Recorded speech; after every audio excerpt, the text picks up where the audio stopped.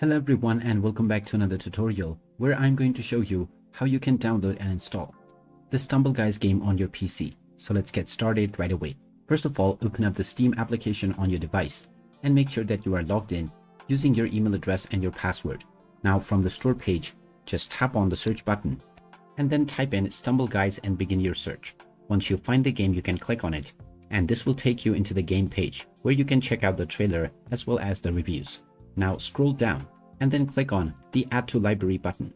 Once the game has been added to your library, you can click on the Play option, which will then begin the installation of the game.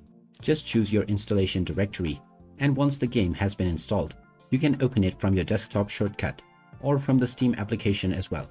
And now you can start to enjoy the Stumble Guys game on your PC. If you find this video helpful, don't forget to hit that like button and subscribe to our channel for more useful tips and tutorials. Thanks for watching, and I will see you again in the next one.